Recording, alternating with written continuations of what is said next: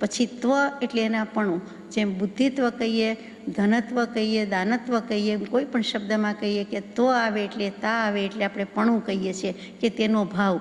તો કે તત્વત્તા ત્વ એટલે તે પણું, એટલે કે એવા જગતનું મૂળ તત્વ જે છે તે એટલે કે મૂળ પદાર્થ જે છે તેનું નામ તત્વ કહેવાય છે. એટલે કે તત્વનો અર્થ તત્વ કેવી રીતે કહેવો? તો કે જે કંઈ છે તે શું છે? તો કે આલોક, લોકાકાશ, અલોકાકાશ, જે કંઈ જગત કહીએ છીએ, દુનિયા કહીએ છીએ, એટલે 14 રાજલોક, અખિલ બ્રહ્માંડ, સમસ્ત સૃષ્ટિ, માત્ર આ ભારત દેશ કે 5 ખંડની ધરતી દુનિયા નહીં, પણ એ બધું આવી ગયું જગત.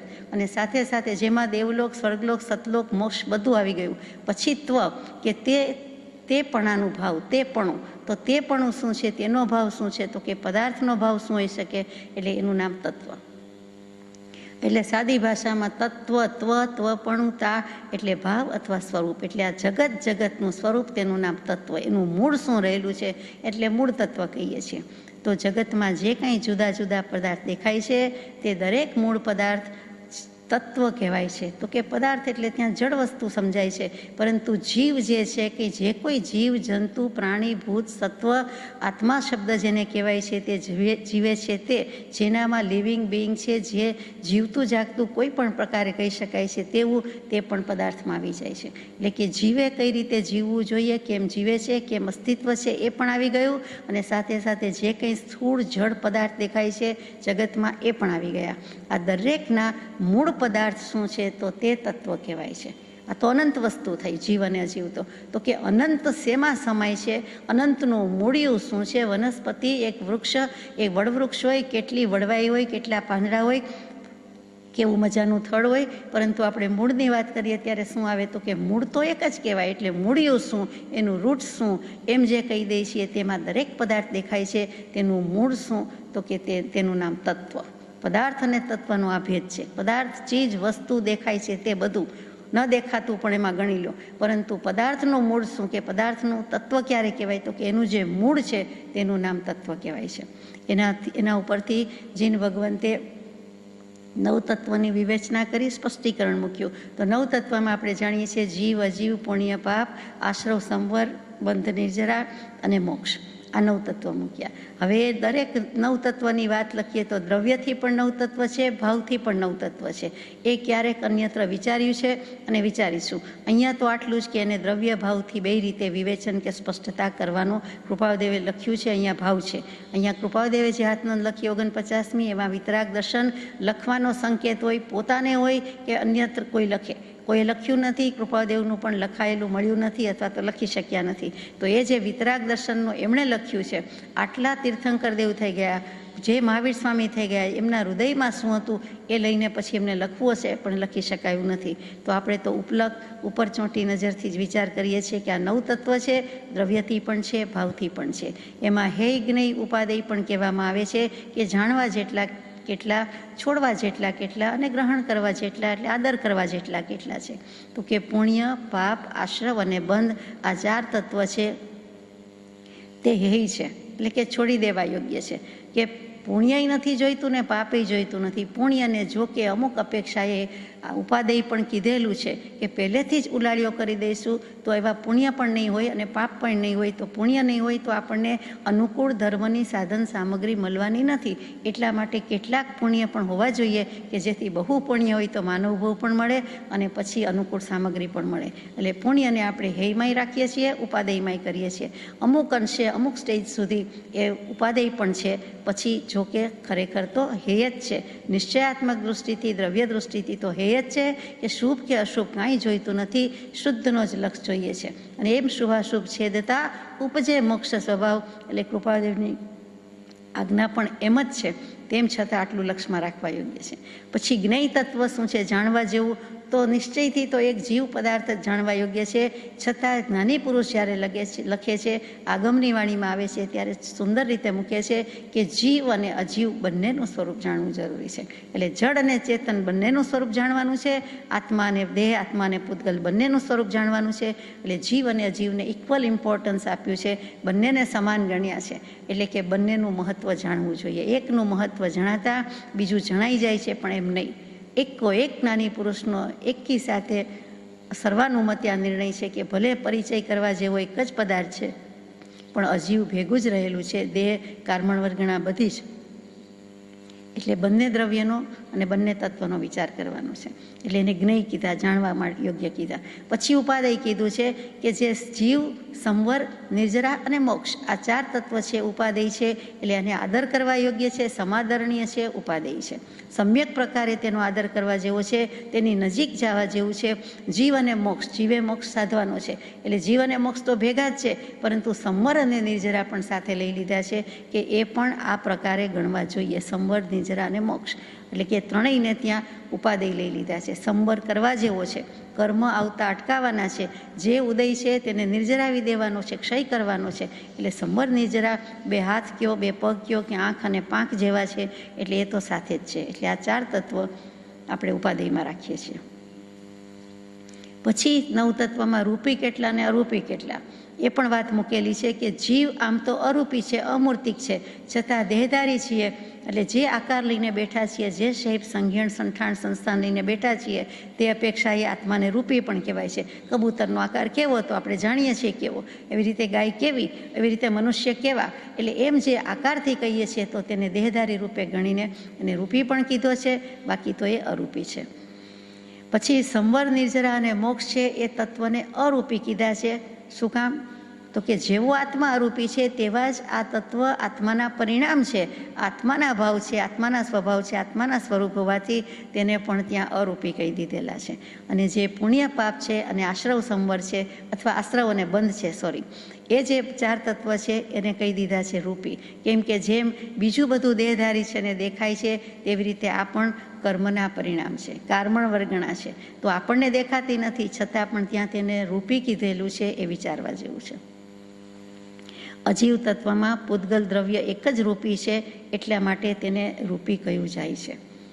જીવ દ્રવ્ય એને કથનચિત રૂપી, કથનચિત અરૂપી. પણ અજીવ દ્રવ્ય તેમાં ધર્માસ્તિકાય, અધર્માસ્તિકાય, આકાશાસ્તિકાય એ બધા અરૂપી છે. પરંતુ પૂતગલ એક દ્રવ્ય એવું છે કે જેને રૂપી અરૂપી બંને કહેવું પડે છે, માટે એને અરૂપી હોવા છતાં અહીંયા રૂપી લીધું છે. પૂતગલ દ્રવ્યને હંમેશા રૂપી કહેવાય છે. એ આપણે પંચાસ્તિકાય વિશે વિચારણા કરી છે ત્યારે વિગતવાર લીધું છે. રૂપી વર્ણ, ગંધ, રસ, સ્પર્શ હોય એ પૂતગલની વ્યાખ્યા છે અને એને હંમેશા રૂપી કીધેલા છે.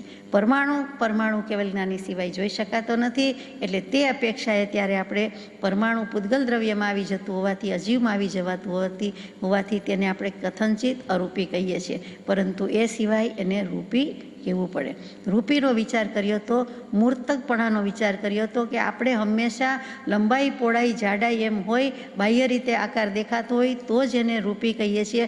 હકીકતમાં જીનાગમમાં રૂપી અરૂપીની વ્યાખ્યા, મૂર્ત અમૂર્તની વ્યાખ્યા થોડીક જુદી છે. કે તે તો રૂપી દેખાય છે, આકાર છે એટલે ખરા જ, પણ બીજા પણ કેટલાક એવા છે કે એને પણ આપણે રૂપી કહેવું પડે છે. એ વિચારણા આગળ જઈએ છીએ. તો આ બધી 9 તત્વમાં વિવેચનમાં લેવાનું છે. અને 9 તત્વના ભેદ પણ મૂક્યા છે.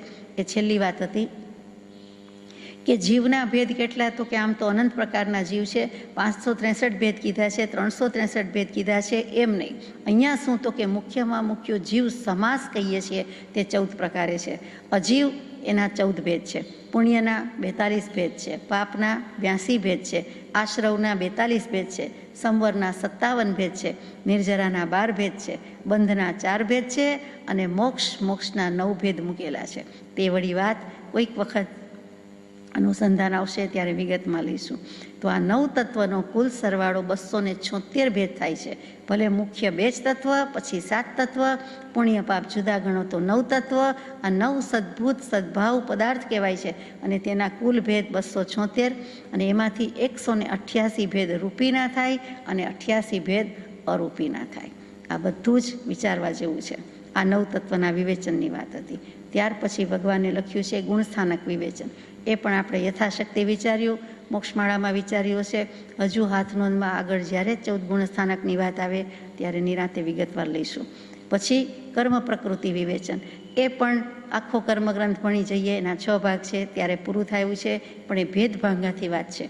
હકીકતે કર્મ મુખ્ય શું તો કૃપાળુદેવની વ્યાખ્યા બરોબર આપણને અનુકૂળ બેસતી લાગે. હૃદય ખોલીને મૂકી દીધેલી વાત છે તે કે આત્માની કંઈ પણ ચપળ પરિણતિ થવી તેને શ્રી તીર્થંકર કર્મ કહે છે. કાંઈક પણ ચપળ પરિણતિ થવી એટલે કર્મ છે, અને જો સહજ પરિણતિ થાય તો તેને શ્રી તીર્થંકર ધર્મ કહે છે. એટલે ધર્મ સિવાયનું અને જે કાંઈ પ્રમાદ છે એટલે કે અપ્રમાદ સિવાયનું એને પણ ભગવાન કર્મ કહે છે. એ કર્મ પ્રકૃતિ તો આપણે થોડી ઘણી ગઈકાલે યથાશક્તિ વિચારી છે. ત્યાર પછીનો મુદ્દો છે વિચાર પદ્ધતિ. તે શું? તો કે વિચાર એક યોગ છે, વિચાર એક સાધના છે. કર વિચાર તો પામ, વિચારથી આત્મજ્ઞાન થાય છે. છેક શુક્લ ધ્યાનમાં છેલ્લે શ્રેણી માંડે છે ત્યારે બીજા ત્રીજા ભાંગા સુધી પણ શુકનું અવલંબન, વિચારનું અવલંબન છે. એટલે વિચાર વડે જ પમાય છે, સત્સંગ વડે જ પમાય છે, માટે બીજે થશો ન કોટી, એમ પરમ પૂજ્ય બ્રહ્મચારીજીએ કહી દીધું. તો વિચાર એક મોટી સાધના કે યોગ છે. પછી પદ્ધતિ, તો કે પદ્ધતિ એટલે રીતિ, શૈલી, સ્ટાઇલ કહીએ છીએ તે, મેથડ કહીએ છીએ, સિસ્ટમ કહીએ છીએ તે. તો કે વિચારની પદ્ધતિ તો કે વ્યવસ્થિત રીતે, અણિશુદ્ધ રીતે, તર્કશુદ્ધ રીતે, શાસ્ત્ર શુદ્ધ રીતે જે કોઈ ક્રમ છે અને કે તે ક્રમ એને પણ વિચાર પદ્ધતિ કહેવાય. અને તે ક્રમને સૂચવતા જે કંઈ ગ્રંથ કે શાસ્ત્ર કે વોલ્યુમ લખાય રચાય એ પણ વિચાર પદ્ધતિ કહેવાય. કેમ કે તેમાં રીત મૂકી છે, તેમાં પદ્ધતિ મૂકી છે, તેમાં પ્રોસેસ કહે છે. તો એ રીતે પ્રક્રિયાના ગ્રંથ પણ એમાં આવી ગયા, પ્રકરણ ગ્રંથ પણ આવી ગયા, તે બધા જ શાસ્ત્રો આવી ગયા. એટલે વિચાર પદ્ધતિ એટલે બીજું કાંઈ નહીં પણ સત્શ્રુતના ગ્રંથો, સત્શાસ્ત્રો. પણ કૃપાળુદેવની લખવાની કહેવાની શૈલી અદ્ભુત લાગે. એમને વિચાર પદ્ધતિ જ શબ્દ રાખ્યો, શાસ્ત્રો નહીં મૂક્યા, આગમ નહીં મૂક્યા, ગ્રંથ નહીં મૂક્યું. એટલે આપણે પણ પદ્ધતિ જ રાખીએ. પદ, જે પદની પ્રાપ્તિ કરવાની છે, નિર્વાણ પદ, મોક્ષ પદ, પરમપદ, સિદ્ધ પદ, જે કયો તે નિજ પદ, આત્મપદ, તે પદ જે ધારણ કરીને રહીએ છે તેનું નામ પદ્ધતિ. જેના વડે ધારી શકાય છે, જેના વડે તે પદમાં સ્થિરતા કરી શકાય છે, તો તે જે કાંઈ હોય તેનું નામ પદ્ધતિ, એટલે કે પદને ધારણ કરે છે તે. અને બીજી રીતે કહું તો કોઈક વખત કહ્યું હશે, ફરીથી એક વખત, કે સારે ગમ પદ નિશા. તો કે સારે ગમ એટલે કે સારે ગમ, આખા જહાના, આખી દુનિયાના જેટલા ગમ કે જેટલું દુઃખ છે તે બધું જ. અને જ્ઞાન કહો તો જ્ઞાન, પણ અહીંયા આપણે ગમ કેવું છે, દુઃખ કેવું છે. એ સર્વ ક્લેશ અને સર્વ દુઃખ પદમાં ધ ધારણ કરે છે. ની નહીં સા, સા વિદ્યા વિમુક્તએ, કે તે વિદ્યા કે જે મોક્ષે લઈ જાય, વિમુક્તિના દ્વારે લઈ જાય. એવી જ રીતે તે જ પદ સાચું છે, એટલે કે નિર્વાણ પદ કે મોક્ષ પદ કે પરમપદ, કે જે પદમાં દુનિયાના કોઈ ગમ કે કોઈ દુઃખ હોતા નથી, રહી શકતા નથી. સર્વ દુઃખ, સર્વ ક્લેશથી મુક્ત થવાનો ઉપાય એકમાત્ર આત્મજ્ઞાન છે, આત્મપદ છે. અને તે જેમાં બોધ કરેલો છે તેનું નામ વિચાર પદ્ધતિ. એટલે ફરી ફરીને પાછા શાસ્ત્ર પર જ આવ્યા કે જે પુસ્તકમાં, જે ગ્રંથમાં શાસ્ત્ર કે આગમ કહી શકાય તેવું જે કંઈ છે, વિચાર કરીને આપણને આત્મજ્ઞાન પમાડી દે છે, કેવળ જ્ઞાન સુધી લઈ જાય છે, તે જેમાં હોય તે વિચાર પદ્ધતિ. ત્યાર પછીનો બોલ છે શ્રવણાદિ વિવેચન. આ બધું આવે ક્યાંથી? શાસ્ત્ર વાંચવા પડે. હવે સાંભળીને કરવું હોય તો શું છે? તો કે શ્રવણાદિ વિવેચન. તો કે શ્રવણ કેવું હોવું જોઈએ? સાંભળવા પર આવ્યું. તો કે શ્રોતાના ગુણ પણ બતાવ્યા છે, વક્તાના ગુણ પણ શાસ્ત્રોમાં બતાવ્યા છે. એવા શ્રોતા હોઈએ કે જેથી ગ્રહણપૂર્વકનું શ્રવણ થાય, તરત ગ્રાસ્પ થઈ જાય, તરત પકડ થઈ જાય, તરત ગ્રહણ થઈ જાય, તો જે શ્રવણ કામનું છે. એક કાનમાંથી સીધી લીટીમાં બે કાન છે, બીજે કાનથી નીકળી જાય તો એ કાંઈ શ્રવણ કહેવાતું નથી. જેમ શ્રોતાના ગુણ તેમ વક્તાના ગુણ, જેમ વક્તાના ગુણ તેમ શ્રોતાના ગુણ, તો એમાં આપણે જતા નથી. એવું શ્રવણ કરવાનું છે. અને શ્રવણ આદિ વિવેચન, તો કે કોના મુખેથી શ્રવણ કરવાનું છે? તો કે તીર્થંકર દેવ હોય તો તેની દેશના મળે, નહીં તો કોઈ સદગુરુ કે સત્પુરુષના મુખેથી. જો આપણને સદબોધ મળે, આત્માનો બોધ મળે, તો પછી આપણને આગળ જવાનો માર્ગ મોકળો થાય. જ્યારે કર્મો માર્ગ આપતા હોય ત્યારે આવા શ્રવણના જોગ બને છે. શ્રવણ સાંભળવાની વેળા આવે છે, વૃત્તિ થાય છે, પછી રુચિ થાય છે, પછી રુચિ કેળવાય છે, પછી ગતિ પ્રગતિ થતાં થતાં આખરે તે આત્મા થઈને ઊભો રહે છે. એટલે શ્રવણ આદિ વિવેચન, વિવેચન કહેતા સ્પષ્ટતા કરી છે કે શ્રવણ કોને કહેવાય. ભગવતીજી સૂત્રની સાક્ષીએ કહું તો 10 બોલમાં મૂકી દીધું છે. ઉપદેશામૃતજીમાં પણ આવતું હશે કે સવણે રાણે વિનાણે. બહુ જ સુંદર બોલ મૂક્યો છે, બહુ જ શબ્દ ક્રમ મૂકેલો છે.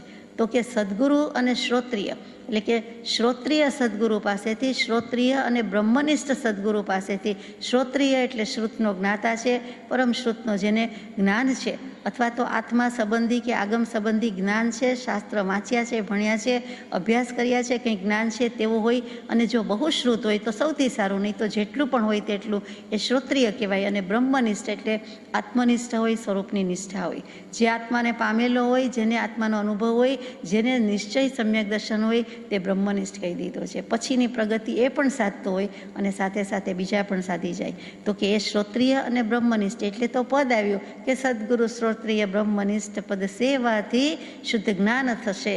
અવર ઉપાસન કોટી કરો પણ શ્રી હરિથી નહીં હેત થશે. પ્રભુ પ્રત્યે પરમ પ્રેમ ક્યારે આવે, હરિથી હેત ક્યારે થાય, હરિનો રસ ક્યારે પીવાય? તો કે પહેલો પોતાના આત્માનો રસ ચાખે તો એ ક્યારે થાય? તો એમાં કહી દીધું કે આવા સદગુરુના મુખેથી જો કંઈક મળે, શ્રવણ થવાનો યોગ મળે તો ભગવતીજી સૂત્રની વાત કરતા હતા કે સવણે નાણે વિનાણે. સવણ એટલે કે પહેલું કોઈ આવા સદગુરુ કે સુપાત્રના મુખેથી આપણને શ્રવણ કરવાનું મળે. એટલે પહેલો બોલ ત્યાં કહી દીધો કે એવો કોઈ યોગ બાજે, પાટો બાજે અને એના સમીપમાં કે સાનિધ્યમાં રહેવાનું આવે અને એના પાસેથી આપણને બોધ મળે તો તે શ્રવણનો જ લાભ છે. બીજો મુદ્દો છે શ્રવણથી જ્ઞાન થાય છે. નાણાં પ્રાકૃત ભાષામાં ન નથી એટલે નમો અર્યંતાણમ છે, પણ બોલવું ફાવતું નથી એટલે આપણે નમો કરી નાખ્યું છે. તો અહીંયા જ્ઞાનને નાણકીય છે, હણ કાનો અને હણ. તો શ્રવણથી જ્ઞાન થાય છે એટલે તરત જ આવી ગયું કે આ સાંભળવાથી જ્ઞાન થાય છે. અને એ જ્ઞાન થાય છે કાંઈ પણ આ કરવું જોઈએ, ન કરવું જોઈએ, આ વાપરવું જોઈએ, આ ન વાપરવું જોઈએ, આ છોડવું જોઈએ, આ ગ્રહણ કરવું જોઈએ વગેરે કોઈ પણ પ્રકારનું જ્ઞાન થાય છે એ શ્રવણથી થાય છે. એટલે શ્રવણથી જ્ઞાન થાય છે. બીજો મુદ્દો. ત્રીજો મુદ્દો સવણે નાણે વિજ્ઞાણે એટલે કે જ્ઞાનથી વિજ્ઞાન થાય છે. વિજ્ઞાન એટલે વિશેષ જ્ઞાન થાય છે. જે કાંઈ જાણપણું છે, જાણપણાનો સ્વભાવ છે, થોડું ઘણું જાણ્યું હતું, વાંચ્યું હતું, સાંભળ્યું હતું, એમાં વધારે ને વધારે શ્રવણથી વિશેષ જ્ઞાન થાય છે એટલે કે વિશિષ્ટ થતું જાય છે. ત્યાર પછી ચોથો બોલ છે કે સુકૃત અને દુષ્કૃતની એને ખબર પડે છે કે આ સત્કાર્ય છે, આ દુષ્કાર્ય છે, આ પુણ્ય કહેવાય, આ પાપ કહેવાય, આ શુભ કહેવાય, આ અશુભ કહેવાય. એટલે અશુભ કરવાના પચખાણ લે છે, દુષ્કૃતથી નિવારી જાય છે, નિવર્તી જાય છે કે મારે આટલા પચખાણ આ અશુભ પાપ વ્યાપારથી નિવર્તું છું, છોડી દઉં છું. એટલે કે અશુભનો ત્યાગ કરે છે, દુષ્કર્મનો ત્યાગ કરે છે. પ્રત્યાખ્યાન શબ્દ મૂક્યો છે, પચખાણ લે છે. પાંચમો મુદ્દો છે કે આવું કરતાં એને કેટલાક કર્મો આવતા અટકી જાય છે એટલે સંવર થાય છે, એટલે કે સંયમમાં આવી જાય છે. અહીંયા આપણે એટલું જ કહેવું છે કે આશ્રવને અટકાવે છે, આશ્રવને રૂંધી રાખે છે, એટલે કે સંવર કરે છે. સંવર એક પ્રકારનો સંયમ જ છે. એ પાંચમો બોલ આવ્યો. છઠ્ઠો બોલ મૂકે છે કે તેનાથી એ તીર્થંકરની કે સત્પુરુષની આજ્ઞાનો આરાધક થાય છે. એક કરવા જતાં 5 બોલ આવ્યા અને છઠ્ઠા બોલમાં મૂક્યું કે હવે ભગવાનની સદગુરુની આજ્ઞાનો આરાધક થયો છે. હવે એ છઠ્ઠો બોલ પૂરો થયો, આજ્ઞામાં આવ્યો, આજ્ઞાનું આરાધન શરૂ કર્યું. એટલે 7મા બોલમાં પરિણામ શું આવ્યું કે આજ્ઞાનું આરાધન એ જ ધર્મ, આજ્ઞાનું આરાધન એ જ તપ. એટલે એણે તપસ્વી કહેવો પડે કે એ સ્વરૂપમાં તપે છે, એટલે આજ્ઞાનું આરાધન કરતાં એ તપપણમાં આવી ગયો. ત્યાર પછીનો બોલ જે છે તે 8મો બોલ કે આરાધન કરે છે, આજ્ઞામાં આવ્યો છે એટલે શું થાય છે, તપ કરે છે. તો કે તપસા નિર્જરાચર, સ્વરૂપમાં તપતો હોવાથી, સમ્યક દર્શન સહિતનું હોવાથી એને નિર્જરા થાય છે. કર્મ કપાય છે, કટોકટ થાય છે, એકદમ કપાતા જાય છે અને કર્મોની નિર્જરા થતી જાય છે. તે 8મો બોલ છે. આટલી નિર્જરા થતાં થતાં બધા જૂના કર્મ ભોગવાઈ જાય અને નવા કર્મનો બંધ લાગે નહીં. એટલે શું થાય તો કે કોઈ ક્રિયા નથી, કોઈ યોગ નથી, હવે કોઈ ક્રિયા નથી. 9માં આવી ગયો. 9મા બોલમાં અક્રિય થઈ ગયો 13મે ગુણસ્થાનકે કેવલ જ્ઞાન થયા પછી, અને તદ્દન નિષ્ક્રિય તો 14મે ગુણસ્થાનકે થાય છે કે કોઈ જ કરવાપણું, કાંઈ જ કરવાપણું નથી.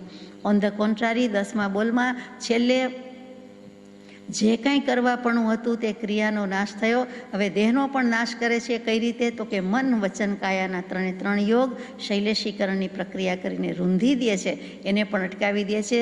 સર્વ પાપ, દોષ, પ્રવૃત્તિ, ક્રિયા, કર્મ, કાયા બધાનો નાશ, બધાનો ત્યાગ, અને છેલ્લા બોલમાં એ મોક્ષે પહોંચી જાય છે, સિદ્ધાલયમાં ગતિ કરે છે. એટલે કે એક જગ્યાએ છેલ્લો બહુ હોઈને દેહ છોડે છે અને ત્યાં જન્મ લઈ લે છે. ત્યાં 10મો બોલ પૂરો થઈ જાય છે. એટલે કે સવણે, નાણે, વિનાણે એ 3 શબ્દમાંથી આખો શ્લોક છે અને 10 બોલ સુધી લઈ જાય છે. તે ભગવતીજી સૂત્રની સાક્ષીએ આપણે શ્રવણાદિ વિવેચનમાં કહીએ કે આ રીતે શ્રવણથી છેક સુધીનો મોક્ષ થઈ જાય છે. એટલે મૂળ ભાર આવ્યો તે જ્ઞાની પુરુષ, અને તેના મુખ્યથી જે કહેવાય છે તે શ્રવણ, અને તે જો સાંભળવા મળે, તે જો યોગ મળે, એટલે તીર્થંકર દેવ દેવાધિદેવની દેશનાનું આટલું મહાત્મ્ય ગણીએ છે કે ક્યારેક તો અચૂક સાંભળી છે, અનેક વાર સાંભળી હોય, અનંત વાર સાંભળી હોય એમ ભગવાન કે એમાંથી આપણે એક જ વાર યાદ રાખીએ, એક છે તે અનંત છે, અનંત છે તે એક છે, તો કે તો તે પાત્રનો મોક્ષ થાય જ. જો તેનામાં સત્પાત્રતા હોય તો તે જ ભવે ફેંસલો લઈ લઈએ, ન્યાય કરી લઈએ અને મોક્ષે જતો રહીએ. ન કરી શકે તો ગણતરીના ભોગમાં તો જાય, એટલે કે સમ્યક દર્શન લઈને તો બહાર આવે છે. આ શ્રવણાદિ વિવેચન. ત્યાર પછીનો મુદ્દો મૂક્યો છે બોધ બીજ સંપત્તિ. આટલું થયું હોય તે મોક્ષે ન જઈ શક્યું હોય તો કાંઈ નહીં, પણ એને બોધ બીજ સમ્યક દર્શનની પ્રાપ્તિ તો થઈ હોય, તો કે બોધ બીજ સંપત્તિ. બોધ બીજ તો સેવિંગ્સ એન્ડ ઇન્વેસ્ટમેન્ટ બે ભેગું આવ્યું, બચત થઈ ગઈ ને મૂડીરોકાણ થઈ ગયું છે, એની પાસે આવી ગયું છે, એટલે એને સંપત્તિ કીધી છે. સમવત્તા પદ સમ્યક પ્રકારે તે પ્રાપ્ત કરવાનું છે, તે પદની પ્રાપ્તિ માટે છે. જીન પદ નિજ પદ એકતા, ભેદભાવ નહીં કાંઈ લક્ષ્ય થવાને તેહનો કયા શાસ્ત્ર સુખદાય. એટલે એ શાસ્ત્રનો લક્ષ્ય કરાવ્યો છે, શાસ્ત્ર દ્વારા લક્ષ્ય કરાવ્યો છે કે જીનપદ એ જ નિજપદ છે, એમ સહેલાઈથી જલ્દીથી પેલે ધડાકે માની લેતો નથી. એ મનાવવા માટે કે તારામાંને શુદ્ધ સ્વરૂપી સિદ્ધ સ્વરૂપીમાં કોઈ ભેદ નથી, એ લક્ષ્ય કરાવવા માટે શાસ્ત્રો રચ્યા, શ્રવણાદિ વિવેચન લખ્યું, અને પછી બોધ બીજની સંપત્તિ હાથમાં આવીને પડ્યું. ઉપર તો ઉછાળેલું જ હતું, હવામાં તો દેશના બોધ બધું હતું જ, એ જાણે કે ઝીલી લીધો, બોલ હાથમાં આવ્યો, કેચ કરી લીધું, અને બોધ બીજની પ્રાપ્તિ થઈ. એટલે સંપત્તિ તો છે, આ ધન દોલત તો છે, બોધ બીજ બીજું કાંઈ નથી. બોધ બીજ થઈ ગયા પછી, વવાઈ ગયા પછી, આત્મજ્ઞાન થઈ ગયા પછી આત્માનું ઐશ્વર્ય વધારે ને વધારે ખીલતું જાય છે, વિકસતું જાય છે, આબાદ થતો જાય છે. એ આબાદીનો છેલ્લે એન્ડ આવે છે ત્યારે સંપૂર્ણ આઝાદ થઈ જાય છે, મુક્ત થઈ જાય છે. એટલે જે અધિકારી થઈ ગયો એ અધિકારીની અધિકતા વધતી જાય છે, પાત્રતા વધતી જાય છે, અને છે સંપૂર્ણતા સુધી પહોંચી જાય છે. તે બોધ બીજ સંપત્તિ છે. એકના 1000 કરે, એકના લાખ કરે, એકના અનંત કરે, તે આ બોધ બીજ સંપત્તિ છે. એક આત્માને જાણતા સમસ્ત લોકાલોકને જાણીશ, અને સર્વ જાણવાનું ફળ પણ એક આત્મપ્રાપ્તિ છે. અહીંયા ભગવાને ઘણું કહી દીધું છે. શ્રવણ શબ્દ શું કામ મૂક્યો છે, તો કે વેદાંતની પરિભાષા છે કે શ્રવણ મનન અને નિધિધ્યાસન, આત્મા સાંભળવો, આત્મા મનન કરવો, અને આત્માને પ્રાપ્ત કરવો, અને આત્માનું ધ્યાન કરવું. એ જે વેદની શ્રુતિ 391મો પત્ર, 551મો પત્ર, અને એ જ અહીંયા અનુસંધાન લાગે, કેમ કે વેદાંત દર્શનમાં જ્ઞાનના 7 સાધનમાં, અંતરંગ સાધનમાં, મુખ્ય સાધનમાં શ્રવણ મૂકેલું છે. પહેલું મૂક્યું છે અને મુખ્ય મૂક્યું છે. જેવું ધર્મ ધ્યાન મૂક્યું છે એવું જ વેદાંતમાં શ્રવણ મનન નિધિધ્યાસન મૂક્યું છે. એટલા માટે પણ અહીંયા ભગવાને શ્રવણ લીધું હશે, અને ત્યાર પછી બોધ બીજ સંપત્તિ મૂકી છે. આગળ જઈએ. જીવાજીવ વિભક્તિ. હવે શું તો કે જીવ અને અજીવ બે છે, એ બે વચ્ચે કંઈ ભેદ છે, તફાવત છે, ફેર લાગે છે, એના વિભાગ કરી નાખવાના છે. અત્યાર સુધી આ વાંચ્યું સાંભળ્યું તો અંતે ફેંસલો તો આટલો જ કરવાનો છે, ન્યાય તો આટલો જ કરવાનો છે કે જીવ તું જીવ છો ને દેહ તું દેહ છો, બંને સંપીને રહ્યો છો ત્યાં સુધી સારું છે. ઝઘડો કરવા જેવી વાત નથી. કોઈની મોટાઈ નથી, ને મોટાઈ હોય તો આત્માની છે. દેહ છે ત્યાં સુધી દેહની મોટપ છે, મોટાઈ છે, પરંતુ ખરેખર તો જીવ તત્વની જ મોટાઈ છે, આત્માની શક્તિ છે. બંનેની અનંત શક્તિ હોવા છતાં આત્મા ચડિયાતો છે. એટલે જીવે ફેંસલો લેવાનો છે. દેહ, પૂતગલ, જળ એ કાંઈ નિર્ણય કરી શકે નહીં. એટલે ત્યાં જળ અને ચૈતન્યનો વિવેક કરવા માટે, ભેદ કરવા માટે કહી દીધું. જીવાજીવ વિભક્તિ. વિભક્તિ વ્યાકરણનો શબ્દ છે, ગ્રામરનો શબ્દ છે. વિભક્તિ પ્રત્યય કહીએ છીએ. કયો પ્રત્યય છે? કોઈ પણ વાક્યમાં વિભક્તિ તો આવે જ છે, કે ત્યાં આપણે કઈ રીતે કહીએ છીએ કે તો કે નામ અને એની ક્રિયા સાથેનો સંબંધ બતાવનાર પ્રત્યય છે. તે ચમચી વડે જમે છે, તો જે વડે આવ્યું એ શું છે? એ વિભક્તિ છે. તે બસમાં જાય છે, તો તે માં આવ્યું, ક્યાં જાય છે? બસમાં. એટલે ત્યાં ભાર ક્યાં આવ્યો? વિભક્તિ દ્વારા એ શબ્દમાં ભાર છે, કે ટ્રેનમાં જાય છે, બસમાં જાય છે, કારમાં જાય છે. તો એ જે બધી વિભક્તિ આવે છે તે ષટકારક કહીએ છીએ, તે વિભક્તિ જ છે, આત્માની વિભક્તિ છે, કે આત્માએ, આત્માને, આત્મા વડે, આત્મા માટે, આત્મામાંથી આત્માનું કલ્યાણ કરવાનું છે, એ વિભક્તિ છે. વડે, ની, નું, નો, ની બધું કહીએ છીએ તે. તો એ વિભક્તિ અહીંયા એટલી જ જરૂરી છે કે જીવ અને અજીવનો સંબંધ આ પ્રકારે છે છે. કયા પ્રકારે છે? તો કે જે કંઈ દેખાય છે તે દેખાય છે, એક સાથે રહેલા છે, એક ક્ષેત્રાવગાહી છે, પણ બંને દ્રવ્ય જુદા છે અને બંને દ્રવ્ય જુદા જ રહેતા હોય છે, પણ આપણે માનતા નથી. બંને દ્રવ્ય નિજ નિજ રૂપે સ્થિત થાય છે. જળ ચેતનનો બંને દ્રવ્યનો સ્વભાવ બિલકુલ જુદો છે. આ જે ડિવિઝન, આ ક્લાસિફિકેશન અને આ સેપરેશન, આ વિવેક, આ ભેદ અને આ તફાવત એ કરવાનું છે અને એ જ મુખ્ય વાત છે. એટલે અહીંયા ચોખ્ખું કહી દીધું, ભેદ જ્ઞાન લખવાની બદલે, આત્મજ્ઞાન લખવાની બદલે જીવાજીવ વિભક્તિ. શું કામ? તો કે શાસ્ત્ર લખવાની વાત છે, વિતરાગ દર્શનની વાત છે, એમાં આ એક મુદ્દો મોટો મૂકી દીધો છે. ત્યાર પછી આગળ જઈએ કે શુદ્ધાત્મ પદ ભાવના. આ બધું કરીને કરવાનું શું છે, પ્રયોજન શું છે, ઉદ્દેશ શું છે? તો કે છેલ્લે મૂક્યું તે શુદ્ધાત્મ પદ ભાવના. શુદ્ધ આત્મપદ, મોક્ષ નથી લખ્યું કે ભગવાને, એ લખવાની શૈલી જ જુદી છે. શુદ્ધ એટલે સિદ્ધ, જેટલી શુદ્ધિ તેટલી સિદ્ધિ, એટલે કે સંપૂર્ણ શુદ્ધ, સંપૂર્ણ સિદ્ધ. કૃત્સ્નમ કર્મક્ષયો મોક્ષ, બધા પ્રકારનો સમસ્ત કર્મોનો સર્વથા ક્ષય, તેનું નામ મોક્ષ. અંશે મોક્ષ તો કે મિથ્યાત્વથી મુકાણા તો પણ અંશે મોક્ષ જ છે, સમ્યક દૃષ્ટિ અંશે મુક્ત જ છે, અને સહજ સમાધિ નિરંતર છે, વગેરે વગેરે વાત જાણીએ છીએ. તો અહીંયા તો શુદ્ધાત્મ પદ, તો જે આત્માનું મૂળ સ્વરૂપ છે, શુદ્ધ સ્વરૂપ છે, અસલિયત છે, એ અસલિયતમાં જવાનું છે. એટલે કે સિદ્ધ સ્વરૂપ છે તે, એટલે સિદ્ધાત્મ પદ, સિદ્ધ પદની ભાવના કરવાની છે. અંતે તો મોક્ષે જવું છે, બીજું કાંઈ કરવું નથી. એટલે મુક્ત થવું છે, મોક્ષે લઈ જવા છે, મોક્ષે લઈ જવાનો ભગવાનનો ભાવ પણ છે. એટલે પહેલું જ પ્રકરણ મૂક્યું વિતરાગ દર્શનના કે ઉદ્દેશ પ્રકરણ. ઉદ્દેશ કયો છે? તો કે જ્ઞાની પુરુષનો ઉદ્દેશ એક જ છે કે અમે પામ્યા અને તમે પણ સહજાત્મ સ્વરૂપની પ્રાપ્તિ કરો, એટલે કે શુદ્ધ સ્વરૂપની પ્રાપ્તિ કરો. એ ઉદ્દેશ છે, એ પ્રયોજન છે. એટલું જ નહીં, પણ મોક્ષનો માર્ગ ગમે તેવો લાગતો હોય પણ સરળ છે, સુગમ છે, સર્વત્ર તેની પ્રાપ્તિ હોય છે. આવો આવો અમે રાહ જોઈએ છીએ એમ કહેતા હોય એમ નિષ્કારણ કરુણાથી લખી દીધું છે. એટલે ઉદ્દેશ પ્રકરણ, પછી શુદ્ધાત્મ પદ ભાવના, કે સિદ્ધ પદ રાહ જુએ છે, ત્યાં પહોંચી જવાનું છે. સરળ છે. વર્તમાન આ કાળમાં મોક્ષ માર્ગ બહુ લોપ, વિચારવા આત્માર્થીને ભાખ્યો અત્ર અગોપ્ય. શ્રી આત્મસિદ્ધિ શાસ્ત્રમાં કંઈ પણ છુપાવ્યા વિના, ગોપવ્યા વિના ગુપ્ત વાતને પ્રગટપણે મૂકી દીધી છે. તે આત્મસિદ્ધિ શાસ્ત્ર. તેવી જ રીતે શુદ્ધાત્મ પદની ભાવના, કે સર્વજીવ છે સિદ્ધ સમ, જે સમજે તે થાય. સદગુરુ આજ્ઞા જીન દશા નિમિત્ત કારણમય. તો અહીંયા જે મૂકી દીધું છે તે શાસ્ત્રો રચ્યા છે, અને શાસ્ત્રમાં શ્રી આત્મસિદ્ધિ શાસ્ત્રની પહેલી ગાથામાં પણ એ જ આવ્યું કે જે સ્વરૂપ સમજ્યા વિના પામ્યો દુઃખનંદ.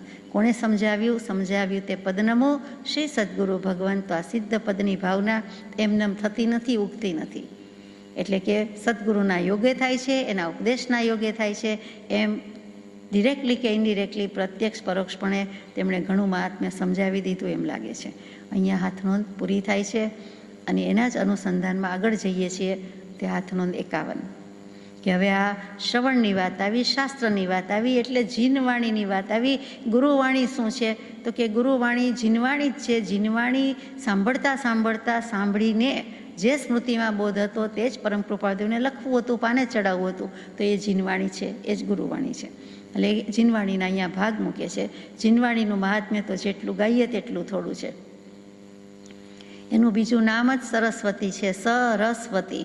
જે આત્માનો રસ છે, જે શાંત સુધારસ છે, જે જ્ઞાન રસ છે, જે સુધારસ છે, તે જે વહાવે છે તેના સહિત જે છે તેનું નામ સરસ્વતી અથવા સરસ્વંતી. અને તે સરસ્વતીજી, તે સરસ્વતીજીનું બીજું નામ જીનવાણી. અને એકલું તો કાંઈ બોલ્યું જ જતું નથી. સરસ્વતી દેવી રૂપે નથી કહેતા, અધિષ્ઠાયિકા દેવી રીતે આપણે નથી કહેતા, શ્રુતની અને જ્ઞાનની દેવી જ છે, ભરપૂર છે, ભારોભાર છે. તેમ છતાં આપણે જીનવાણીના પ્રતીક રૂપે ભજીએ પૂજીએ છીએ, અને તેનું મહાત્મ્ય છે. એ કેવી રીતે મૂક્યું છે? તો કે પહેલું અંગ, બીજું ઉપાંગ, ત્રીજું મૂળ, ચોથું છેદ અને પાંચમું આશય પ્રકાશિતા ટીકા.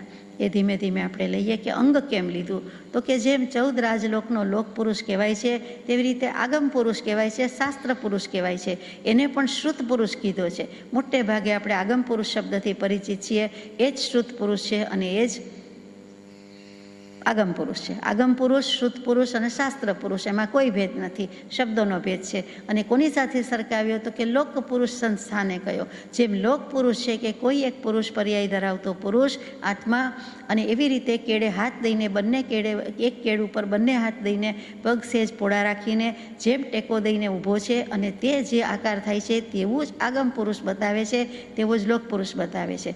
પુરુષ કહેતા અહીંયા એના 12 અંગ પણ મૂક્યા છે, 2 પગ, 2 જંઘા, 2 સાથળ, 2 ગાત્રાર્થ એટલે કે એક પેટ અને એક માસો, 2 હાથ, એક ગળું એટલે કે કંઠ, બંને એક જ, અને છેલ્લું 12મું ઉત્તમ અંગ તે મસ્તક. આ દ્વાદશ એટલે 12 અને આ દ્વાદશાંગી એટલે આ 12 અંગ, અને તે અંગની વાત છે અહીંયા. અંગ એટલે શરીર, શરીરના અવયવ ઉપાય એમ નથી વાત, પણ શરીરના અંગ એટલે અહીંયા આગમ પુરુષના અંગ એટલે દ્વાદશાંગી. 12 ગ્રંથ મૂક્યા, 12 શ્રુત મૂક્યું, એટલે કે ગણી પીટક કહીએ છીએ, દ્વાદશાંગી ગણી પીટક કહીએ છીએ, પેટી પટારો કહીએ છીએ, પીટક પટારો એટલે ગણી. તો આ જે મૂકેલું છે તે ગણી ગણીને મૂકેલું છે તે, એટલે શ્વેતાંબરામના જે 12 આગમનું મહાત્મ્ય ગાય છે, સમસ્ત દ્વાદશાંગી કહે છે 12 અંગ, તે આ 12 અંગ સાથે સરખાવ્યા છે અને મૂકેલા છે. નામ તો આપ જાણો છો, આચરાંગ, સુયગડાંગ, ઠાણાંગ, સમવાયાંગ, ભગવતી સૂત્ર, જેનું બીજું નામ વિવાહ પ્રજ્ઞપ્તિ, વ્યાખ્યા પ્રજ્ઞપ્તિ છે તે, જ્ઞાતા ધર્મ કથા, અનુત્તર ઉપપાતિક, અને બીજા 1-2 હશે, પ્રશ્ન વ્યાકરણ, વિપાક સૂત્ર અને દૃષ્ટિવાદ. આ 12મા અંગમાં 12મું દૃષ્ટિવાદ વિચ્છેદ ગયું છે, પણ કાંઈ વાંધો નથી, ભગવાને બધો જ સહાર વચનામૃતજીમાં આપી દીધો છે, એટલામાંથી પણ આપણને તો જોઈએ તે મળી રહે છે, એટલે એટલું પીવાય તો પણ બસ છે.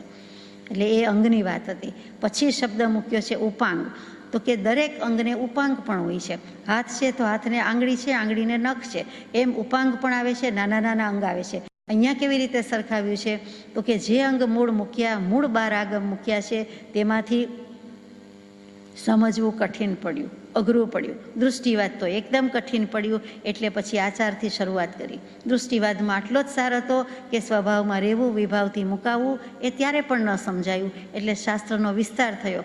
તે અંગસૂત્રોનો ગૂઢ અર્થ સમજવો કઠિન પડ્યો, એના ભાવ વધુ સ્પષ્ટ થાય એટલે આ ઉપાંગની રચના કરવામાં આવી, કે સિમ્પ્લિફાય કરવા માટે, વધુ સરસ રીતે, સરળ રીતે સમજાવવા માટે આ ઉપાંગ રચ્યા છે. એટલે કે જેટલા 12 અંગ છે એ એક એક અંગનું એક એક ઉપાંગ થાય, એટલે 12 ઉપાંગ રચવામાં આવ્યા. એ 12 ઉપાંગના નામ આપ જાણો છો, છતાં ઔપપાતિક, રાજપ્રશ્નીય, જીવાભિગમ, પ્રજ્ઞાપના, જંબુદ્વીપ પ્રજ્ઞપ્તિ, સૂર્ય પ્રજ્ઞપ્તિ, ચંદ્ર પ્રજ્ઞપ્તિ, નિર્યાવલિકા, કલ્પાવતંસિકા, પુષ્પચુલિકા અને વૃષની દશા, અને એક વચ્ચે રહી ગઈ હોય તો પુષ્પિકા. આ 11-12 અંગની સામે 12 ઉપાંગ છે. પછી મૂક્યું છે મૂળ સૂત્ર. આપણે એટલું વિચારી લીધું કે અંગ સમજવા કઠિન પડ્યા, એટલે એને વધારે સમજવા માટે વધારે સરળ રીતે મુકાયા તે ઉપાંગ. પછી શું તો કે પછી હજી આગમનું વર્ગીકરણ આગળ ચાલે છે. પછી મૂળ સૂત્ર લખ્યા, તો કે મૂળ શું એ તો સમજાય કે સંયમનું પાલન કરવાનું છે, એમાં સાધુ સાધ્વીજી, શ્રમણ શ્રમણી બધાને સહાયક થાય, અને ભાવ દીક્ષિત અને નવ દીક્ષિત બંને, એટલે કે દીક્ષા લેવાના જેના ભાવ છે, ભણી રહ્યા છે તે, પણ હજુ દીક્ષા લીધી નથી, એ બધા વિદ્યાર્થી કયો તો ચાલે, એ ભાવ દીક્ષિત. અને ત્યાર પછી દીક્ષા લીધા પછી નવા છે, હજી શરૂઆત છે, એ નવ દીક્ષિત, એને સૌથી પહેલો સ્વાધ્યાય કરાવવામાં આવતો હોય, મુખપાઠ કંઠસ્થ કરવાની આજ્ઞા હોય, તેવા મૂળ સૂત્ર, દશ વૈકાલિકજી, ઉત્તરાધ્યનજી, નંદી સૂત્ર અને અનુયોગ દ્વાર, આ 4 મૂળ આગમ છે. શ્વેતાંબરમાં સ્થાનકવાસી, દેરાવાસી બંનેને એકી એવા જે માન્ય છે તે છે. તેમાં શું આવે છે તો કે સાધુના, મુનિના, એટલે કે સાધુ સાધ્વીજી, મુનિ વગેરેના જે મૂળ ગુણ છે, શ્વેતાંબરામનાયથી 27 ગુણ, દિગંબરામનાયથી 28 ગુણ, અને ઉત્તર ગુણ 84 લાખ છે, તથા 5 સમિતિ, 3 ગુપ્તિ, અષ્ટ પ્રવચન માતા છે, તેનું વિવરણ છે. કેમ રહેવું, કેમ જમવું, કેમ ઓરવા જવું, કેમ યત્ના રાખવી, કેમ ઉપયોગ રાખવો, બધી જ વિદ્યા કળા શીખવાની હોય તેવી રીતે આ મૂળ સૂત્રો કયા છે, અને તેમાં 4નો જ સમાવેશ થાય છે. ત્યાર પછીના છેદ સૂત્ર છે. આટલું સમજ્યું, આટલી આવડત આવી, આટલું જાણકારી પ્રાપ્ત થઈ, પછી છતાં જીવ છદ્મસ્ત છે, ભૂલ તો કરતો જ આવ્યો છે, માનવ માત્ર ભૂલને પાત્ર. એમ ચારિત્ર સંયમ દીક્ષામાં પણ જે કેટલાક દોષ લાગે, જેનું નામ જીનાગમમાં અતિચાર કહેવાય છે, એ અતિચાર થઈ જાય, દોષ લાગે, અથવા તો ક્યાંક છેદ ઉડાડી દેવા પડે એવું થાય, એટલે કે ક્યાંક કટ મૂકવો પડે, એટલે આ પાપ કર્મથી નિવારવા માટે, તો એ દોષના નિવારણ માટે જે વિધિ વિધાન પ્રાયશ્ચિત કયા હોય તે બધું જ જેમાં મૂક્યું છે તેનું નામ છેદસૂત્ર છે. એટલે એ પણ શાસ્ત્રનો જ વિભાગ છે, જેમાં પ્રાયશ્ચિત શું લેવું, કેટલું લેવું, કેમ કરવું, અને જે દોષ થયો એનો કાપો મૂકવાની વાત આવી કે હવે છેદ ઉડાડી દો, હવે ફરી ન થવું જોઈએ. એક વખત છેદ પડ્યું, છિદ્ર થયું, કાણું પડ્યું, કટ મુકાઈ ગયો, પણ સાંધી નાખો, હવે ભૂંસી નાખો, અને હવે કટ લાગવો જ ન જોઈએ, છેદ લાગવો જ ન જોઈએ. એનું નામ છેદસૂત્ર. તો નિશ્ચિત સૂત્ર, વ્યવહાર સૂત્ર, બૃહત્કલ્પ અને દશાશ્રુત સ્કંદ, આ 4 સૂત્રો છે તે છેદસૂત્રમાં જાય છે. સ્થાનકવાસી આમનાઈ 32 આગમ માન્ય કરે, શ્વેતાંબર સંપ્રદાય 45 આગમ માન્ય કરે. હકીકતમાં બંને એક જ છે, 32 અને 45. થોડોક જ ભેદ છે. પ્રતિમાજીના જેટલા વિધાન છે તે સ્થાનકવાસી આમનાઈના આગમમાં આવતું નથી, બાકી બીજો કોઈ સૈદ્ધાંતિક ભેદ નથી. તો આ આગમની વાત હતી જે કૃપાળદેવે મૂકી છે કે આગમના મુખ્ય 4 પ્રકાર, તે અંગસૂત્ર, ઉપાંગ સૂત્ર, મૂળ સૂત્ર અને છેદસૂત્ર.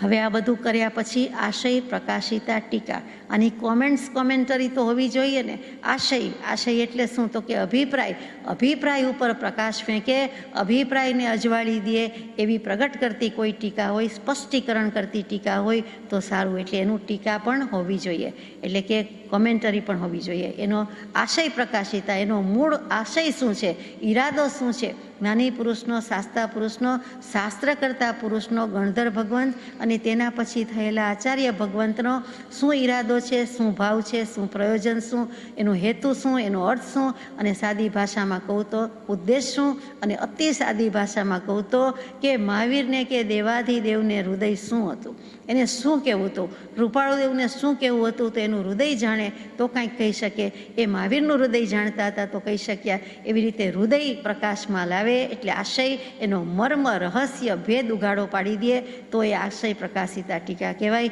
એનું ઉદ્ઘાટન થઈ ગયું હોય, એના પર જ લાઇટ ફેંકવામાં આવી હોય તો એ આશય પ્રકાશિતા ટીકા છે. એટલે એ પણ લખવી એમ કૃપાળુદેવને થાય છે. એમાં શું શું લેવાનું? તો નીચે મુદ્દા મૂક્યા છે, 10 મુદ્દા મૂક્યા છે કે વ્યવહાર હેતુ. પહેલો વ્યવહાર હેતુ શું, એનો આશય શું? તો કે વ્યવહારના પ્રયોજનથી લખવાનું, વ્યવહારના એંગલથી લખવાનું કે વ્યવહાર કેવો હોવો જોઈએ. પછી તરત જ શબ્દ મૂક્યો છે પરમાર્થ હેતુ, એટલે નિશ્ચયથી અને વ્યવહારથી બંને રીતે સ્વરૂપ મૂકવું જોઈએ.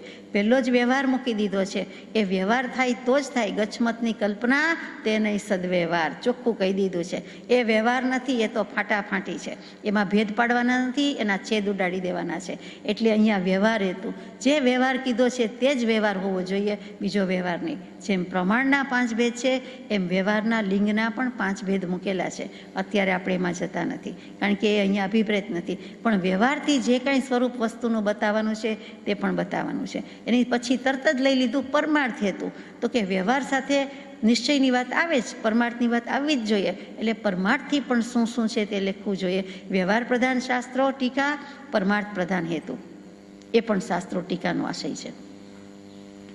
ત્રીજું મૂક્યું છે પરમાર્થ ગૌણતાની પ્રસિદ્ધિ.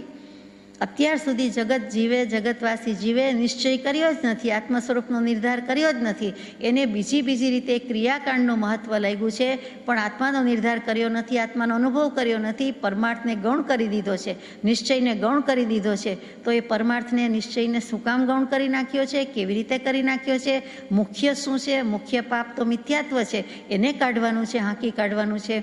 આવી બધી વાત જે પ્રસિદ્ધ કરવી તે મૂકવી, એટલે કે પ્રસિદ્ધ કરવી, સાબિત કરવી અને એને પ્રગટ કરવી તે પ્રસિદ્ધિ છે. કેટલીક વસ્તુ અપ્રકાશિત છે, સત્પુરુષના હૃદયમાં મર્મ રહ્યો છે, શાસ્ત્રમાં તો માર્ગ જ આવે છે. તો કે છે કે અમે મર્મપૂર્વક મૂકી દઈએ, પ્રસિદ્ધિમાં આણી દઈએ, લાવી દઈએ કે ક્યાં ક્યાં ભૂલ થાય છે, પરમાર્થ કેવી રીતે ગૌણ થઈ ગયો છે અને ગૌણ શું કામ થયો છે અને હવે ન કરવો જોઈએ. એ નિશ્ચય પ્રધાન વાક્ય અમે હવે કુમારીથી લખી દઈએ કે કહી દઈએ એમ, એટલે એને પ્રગટ કરવા જોઈએ. ચોથું વ્યવહાર વિસ્તારનું પર્યવસાન.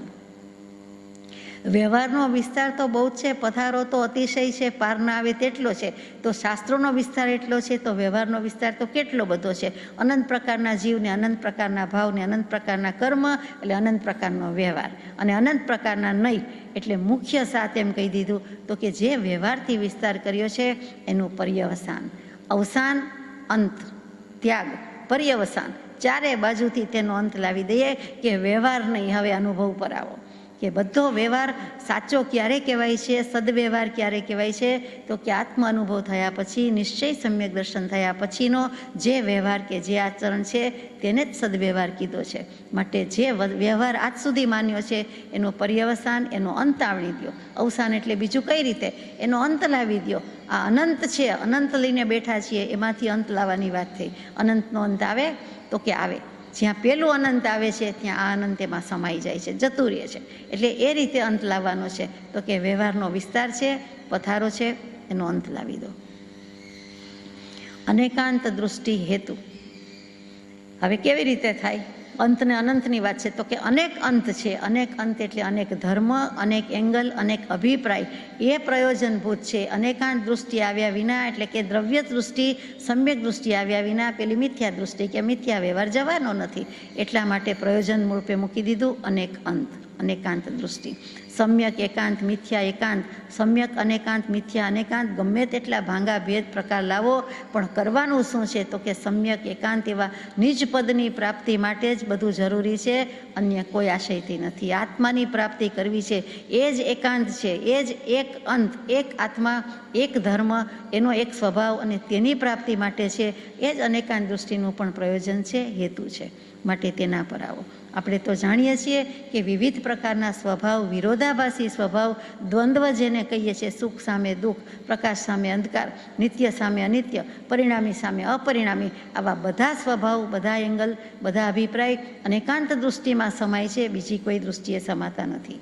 એક જ વ્યક્તિ હોય, કોઈના કાકા, મામા, મિત્ર, ફુવા, ભાગીદાર, પતિ, પુત્ર, બધો રોલ હોય, પણ દરેક પોતપોતાનું ખેંચે કે ના એ તો દીકરો જ છે, એ તો પિતા જ છે, એ તો પાર્ટનર જ છે, એમ નહીં. એ બધા વ્યક્તિ બીજા બધાની દૃષ્ટિથી એ એક જ વ્યક્તિ, એક જ આત્મા અનેક સ્વરૂપે અનેક વ્યવહારે છે અને એમ જ ડીલ થાય છે. અનેકાંત વ્યવહાર વિના, અનેકાંતનું ડીલ કર્યા સિવાય આપણો કોઈ વ્યવહાર ચાલતો જ નથી. અનેકાંત દૃષ્ટિ સાથે જ સંસાર નભેલો છે. બધી વસ્તુમાં અનેકાંતપણું તો છે જ, પણ જીવ માનતો નથી. આત્મા આવો, આત્મા તેવો, પણ અનેકાંત દૃષ્ટિ એટલે કે વિતરાગ દર્શનની વાત છે, એનું પ્રયોજન છે. એમાં સર્વ દર્શન સમાય છે. એક આગમ પુરુષની વાત છે, એમાં બધા અંગ સમાઈ ગયા, બધા ઉપાંગ સમાઈ ગયા. આગળ જઈએ. સ્વગત મતાંતર નિવૃત્તિ પ્રયત્ન.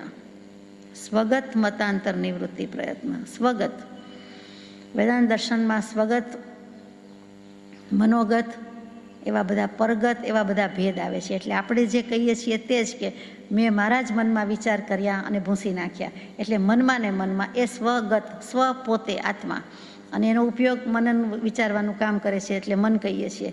તો કે પોતે ને પોતે મનમાં ને મનમાં પોતાની જાત સાથે વાત કરી લે, પોતાના મન સાથે વાત કરી લે, પોતાના મનને જ લાગુ પડતી વાત હોય, પોતાની સાથે જ વાત હોય, બીજા કોઈ સાથે નહીં. બધા સાથે બોલતા હોય પણ મનમાં બીજી વિચારણા ચાલતી હોય અથવા મનમાં એ જ વિચારણા ચાલતી હોય, તો એ જે બધું છે તે સ્વગત છે. જેમ ડ્રામા હોય અથવા સ્ટેજ પર જોયું હોય તો કેટલુંક સ્વગત મનોમન બોલાતું હોય, પણ સ્ટેજનો પર બેઠેલા હોય, ઊભેલા હોય, એ મનોમન બોલતા હોય, પણ તે વખતે પ્રેક્ષકોને સંભળાય, દેખાય, એટલે એ બોલતા હોય પ્રકાશીને, પણ હકીકતે પડદા પાછળ કહેવાય, એને સ્વગત કહેવાય. કે મનમાં શું છે તો કે સ્વગત મતાંતર નિવૃત્તિ પ્રયત્ન. હવે વિતરાગ દર્શન તો લખાઈ જાય, પરંતુ જે કોઈ જીવ વાંચે છે, ભણે છે, સમજવાનો પ્રયત્ન કરે છે, તે સ્વગત એટલે પોતાના મનમાં જે મતાંતર લઈને બેઠા છે એની નિવૃત્તિ કરવાનો પ્રયત્ન કરવો જોઈએ. પોતે નિજ કલ્પનાથી, નિજ છંદે પોતાના જ મતાંતર, પોતાની જ માન્યતા લઈને બેઠા હોય, તે બધાને થાકાવી દેવાનું છે કે હવે તો થાકો, હવે હું તમારાથી થાક્યો, માટે આઘા જાઓ, દૂર જાઓ, માટે જાગો હે જીવો રે, મોહ કરો પરો. હવે તમે બધા ભાગી જાઓ, નહીંતર હું તમારાથી ભાગી જઈશ. પણ આત્મા બધાથી ભાગી જઈ શકતો નથી. જ્યાં જાય છે ત્યાં એનું સ્વરૂપ સ્વભાવ છે, બધી વિભાવ પરિણતિ કરી નાખે છે. તો કે છે તમે જતા રહ્યો, તમે આ ઘર ખાલી કરીને જતા રહ્યો. એટલે સ્વગત મતાંતર નિવૃત્તિ પ્રયત્ન. સ્વચ્છંદ મત આગ્રહ તજી વર્તે સદગુરુ લક્ષ, સમકિત તેને પાક્યું કારણ ગણી પ્રત્યક્ષ.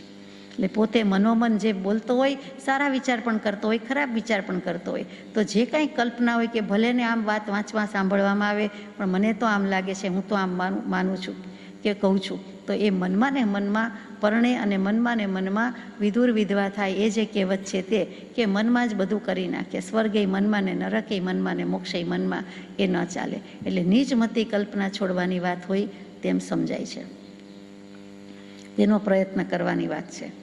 પછી 7મો બોલ છે આમાં આશય પ્રકાશિતા ટીકામાં, ઉપક્રમ, ઉપસંહાર, અવિસંધિ, ત્રણેય વસ્તુ એકમાં મૂકી દીધું છે, એક ચેપ્ટરમાં મૂકી દીધું છે. ઉપક્રમ એટલે શું? તો કે આરંભ, શરૂઆત. આપણે કહીએ કે હવે આ સત્કાર સમારંભના ઉપક્રમે આમ કહેવામાં આવે છે, અથવા તો આ લગ્ન પ્રસંગના ઉપક્રમે આમ છે. ત્યાં ઉપક્રમ એટલે આપણે નિમિત્ત એમ ગણી લઈએ છીએ. અહીંયા ઉપક્રમનો અર્થ છે આરંભ, એટલે કે શરૂઆત. પછી કેવી રીતે ટીકા લખવી એની શરૂઆત કરવી, એટલે શરૂઆતની બધી વાત આવે. પછી ઉપસંહાર એટલે તરત જ આરંભથી અંત લઈ લીધો, આદિથી અંત લઈ લીધો, કે અંતમાં શું, સારાંશ શું, એ બે લઈ લીધું. અને ત્રીજું અવિસંધિ, એ વિચારવા જેવો શબ્દ છે કે સંધિ એટલે જોડાણ, સંધિ અનુસંધાન કહીએ છીએ, સંધાન કહીએ છીએ તે, સાંધા કહીએ છીએ તે. વિસંધિ એટલે કે સાંધાવાળું નહીં, એકેય સાંધો નહીં, અને સાંધા હોય તો એકેય છૂટો પડી જાય એવો સાંધો નહીં. આપણે વ્યવહારમાં કહીએ છીએ સાંધા એટલા વાંધા, અહીંયા પણ એ જ વાત છે કે સાંધા નહીં ચાલે. અને છતાંય સાંધા હોય તો પછી કહે છે કે સાંધા છૂટા ન પડવા જોઈએ, એટલે કે સાંધેલું લાગવું જોઈએ નહીં. એટલે કે અખંડ દ્રવ્ય છે આત્મા, અને અખંડ રીતે જેની વાત હોવી જોઈએ, પૂર્વાપર અવિરુદ્ધપણે હોવી જોઈએ, સમ્યક હોવી જોઈએ. ખંડ ભેદ પડે, છેદ પડી જાય એમ ન ચાલે, ટુકડે ટુકડા ન ચાલે. એક વસ્તુ આખી છે, આખું ફ્રૂટ એટલે આખું ફ્રૂટ, સેજ પણ છેદ કાપો મુકાઈ જાય, નહીં જેવો મુકાઈ જાય તો એ તૂટલું ફૂટલું જ કહેવાય, એમાં રેખાવાળું કહેવાય, એમાં પછી બગડી જાય, એ વાપરી નાખવું પડે, એ ન ગમે, વગેરે વગેરે. કેટલાકને એ ગમે કે તો જ ચાખવા મળે ને. આ તો એક સમજવાની વાત છે. અહીંયા ભગવાન કહે છે કે જીન દર્શન વિતરાગવાણી પૂર્વાપર અવિરુદ્ધ અવિસંવાદી છે, હાર્મનીવાળી જ છે. હાર્મની વિનાનું ન હોય એમ નથી, એટલે કે હાર્મની જ છે. વિસંવાદિતા એટલે હાર્મની કહીએ છીએ તે સંવાદિત છે. પૂર્વાપર અવિરુદ્ધ જ જતી હોય, એકેય સાંધો ઘટે નહીં, તેમ છૂટો પડે નહીં, તેનું નામ અવિસંધિ શબ્દ છે. શાસ્ત્રોમાં આવે, શ્રમણ સૂત્રમાં આવે, પ્રતિક્રમણમાં આવે કે અવિતઃ મવિસંધિ સવ દુઃખ પહિણમગ્ગમ ઇત્થંઠિયા જીવા સિજંતી ભુજંતી મુચંતી વગેરે. તો એ જે એમાં આવ્યું કે મવિતઃ મવિસંધિ એટલે અવિતથ, એને શબ્દને અવિહળ કીધું, અને અસંદિગ્ધ કીધું, અને પછી અવિસંધિ કીધું, એટલે અવિસંવાદી, અને અહીંયા અવિસંધિ લખ્યું છે, એટલે આપણે સાંધો જોઈન્ટ કહીએ છીએ તે લીધું. એ જ કૃપાળુદેવ કે મારું ધાકડે ધાકડ માન્ય કરશો, એટલે ગમે તેટલું સાંધાવાળું સાંધા કરેલું કહીએ તો પણ હું ગમે એટલું જુઠ્ઠું કહું, વિરોધાભાસી કહું તો પણ માન્ય કરશો. નાની પુરુષ કદી કહે જ નહીં, અને આ તો કૃપાળુદેવ પરમાત્મા બીજા મહાવીર કદી ન કહે. પણ એમ આપણી પાસેથી શરત મૂકે છે, ખાતરી માગે છે કે માનશો, દિવસ ને રાત કહું તો માનશો. અરે આપણે ઘડિયાળમાં 5 મિનિટનો ફેર હોય તો એ માન્ય કરીએ એવા નથી. તરત કહીએ કે ના ના આ તો આટલા વાગ્યા છે, અથવા તો દિવસ છે કે રાત છે એ પણ માન્ય ન કરીએ. તરત જ આપણું મન એટલે કે આપણો તર્ક, દલીલ, જવાબ, વિકલ્પ હાજર જ હોય. એ વિચારવા જેવું છે. ત્યાર પછીનું છે એટલે કે આદિથી સમાપ્તિ સુધી, આદિથી અંત સુધી, ઉપક્રમથી ઉપસંહાર સુધીનું, એટલે કે A to Z કહીએ, એકડેથી 100 કહીએ, પહેલેથી છેલ્લે સુધી ક્યાંય પણ એક પણ શબ્દમાં પૂર્વાપર અવિરુદ્ધતા નહીં. એવી રીતે શરૂઆત હોવી જોઈએ, એવી રીતે અંત હોવું જોઈએ. પૂર્વાપર અવિરુદ્ધનો બીજો શબ્દ અર્થ છે સમ્યક હોવું જોઈએ, મિથ્યા નહીં. પણ આવા જ્ઞાની પુરુષનું બધું સમ્યક જ હોય ને, અને એ રીતે જ મૂકાવવું જોઈએ, એવી રીતે જ મૂકે. ત્યાર પછી છે લોકવર્ણન સ્થૂળત્વ હેતુ. લોકવર્ણન સ્થૂળત્વ હેતુ શું? તો કે લોક પુરુષનું વર્ણન કરે છે, લોકનું વર્ણન કરે છે. આટલી નદીને આટલા સરોવર, આટલા ક્ષેત્રને આટલી ભૂમિ, 5 મહાવિદ્ય ક્ષેત્ર, 5 ભરત ક્ષેત્ર, 5 ઐરાવત ક્ષેત્ર, 30 અકર્મ ભૂમિ, 15 કર્મભૂમિ, અને ત્યારથી માંડીને એટલું બધું વર્ણન આવે છે, જે વર્ણન આપણે લોક સ્વરૂપ ભાવનામાં યથાશક્તિ કરેલું છે, વિચારેલું છે. તો એવું લોકવર્ણ અને સ્થૂળત્વ હેતુ, એને બાહ્ય રીતે આટલું બધું માપ સાથે, અલંકાર સાથે, અને આના લખવાનું કારણ શું, એનું પ્રયોજન શું? તો કે લોકવર્ણન સ્થૂળત્વ હેતુ એ પ્રયોજનભૂત છે.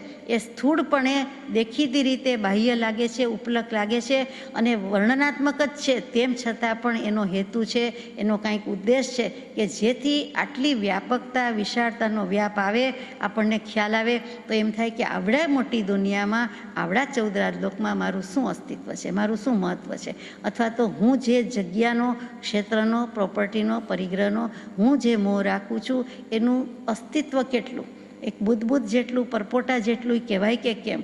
મારું અસ્તિત્વ છે, મારું મહત્ત્વ છે કે હું આત્મા છું. આપણે જડ નથી થયા, તે સદનસીબ છે આપણું કે આપણે આત્મા છીએ અને ચેતન છીએ, અને વળી ચેતનની વાત સાંભળવા વિચારવા મળે છે, એ પરમ સદભાગ્ય છે. પરંતુ પછી હું ફેંસલો નહીં લઉં તો કોણ લેશે? એટલે લોકવર્ણનથી જીવની દૃષ્ટિ ઘણી વિશાળ બને છે, વ્યાપક બને છે, અને એનું અભિમાન નિરભિમાનપણાને પામે છે કે મારી પાસે તો કાંઈ નથી. ચક્રવર્તીની રિદ્ધિ સિદ્ધિનું વર્ણન વાંચતા જો આપણને એવો લક્ષ થતો હોય કે એની પાસે આપણું કાંઈ વિસાતમાં નથી, તો પછી 14 રાજલોકનું આટલું વર્ણન વાંચીએ તો જીવ કેટલો કૂણો પડે, નરમ પડે, હલકો થઈ જાય કે અરે આવ્યા બધામાંથી કર્મે મને માર્ગ આપ્યા કે મેં માર્ગ કર્યો, આટલે સુધી આવ્યો, એમ કરીને લોકવર્ણનથી પણ એને ઉપયોગ થાય છે. વળી લોકપુરુષથી વર્ણન કરે છે એટલે એને 2 હાથ 2 પગ એવી રીતે 2 આંખ મૂકે છે.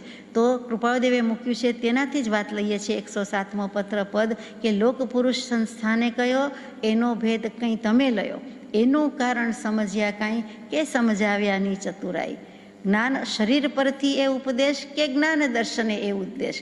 શરીરને 2 આંખ છે ને એ દેખાય છે, એનાથી માનો છો કે જોવાનું કામ કરે છે, જાણવાનું કામ કરે છે, કે 2 આંખ એટલે જ્ઞાન અને દર્શન છે? એટલે જીનાગમ પ્રમાણે આત્માના જે ચૈતન્ય કહેતા જ 2 વાત છે, તે મુખ્ય ગુણ જ્ઞાન ગુણ અને એવો દર્શન ગુણ, અને ત્યાર પછી જ્ઞાન દર્શન ગુણનો પરિણમન થાય, પર્યાય થાય, તે આપણે કહીએ છીએ તે ઉપયોગ, જ્ઞાન ઉપયોગ, દર્શન ઉપયોગ. તો આ લોક પુરુષનું વર્ણન કરવામાં જે વાત છે એ સ્થૂળત્વ હેતુ તમને બાહ્ય રીતે ગમે તે લાગતું હોય, પણ એ રીતે પણ સમજવા જેવું છે કે જો 2 આંખની વાત મૂકી તો આપણને જ્ઞાન દર્શનનો વિચાર આવે ને કે કોણ હોય, કેમ હોય, કેવી રીતે થાય? તો કે જ્ઞાન દર્શનથી જ ફેંસલો થાય, અને એમાંય મુખ્ય તો જે જ્ઞાન ગુણ છે એ જ નિર્ણય કરે છે, નિર્ધાર કરે છે, ફેંસલો લે છે. એટલે જ્ઞાન ગુણ સૌથી પ્રધાન થયો, પણ આ લોક પુરુષ ઉપરથી થાય.